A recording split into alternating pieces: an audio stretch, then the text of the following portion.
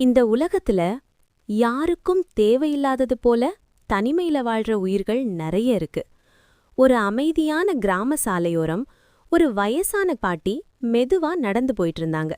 அப்போ பசியோட, கண்களில் பயத்தோட ஒரு குட்டி நாய் சாலையோரம் உட்கார்ந்திருந்தது.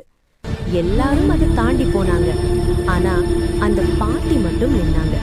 தன் பையில இருந்த கொஞ்சம் உணவை கூட யோசிக்காம அந்த குட்டி நாய்க்கு கொடுத்தாங்க.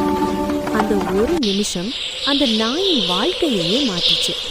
அடுத்த நாள் பாட்டி தன் குடிசை பக்கத்துல ஒரு சின்ன விதைய மண்ணுல நட்டாங்க. தினமும் நீர் ஊற்றினாங்க.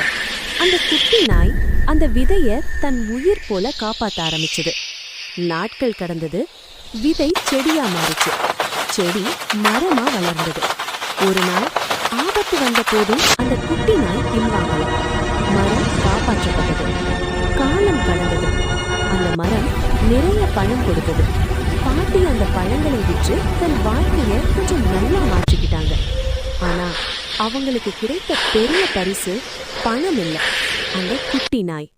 இப்போ அது தனிமையான உயிர் இல்ல, அன்போட வாழ்ற ஒரு குடும்ப உறுப்பினர். இந்த கதையிலிருந்து நம்ம என்ன கத்துக்கலாம் தெரியுமா?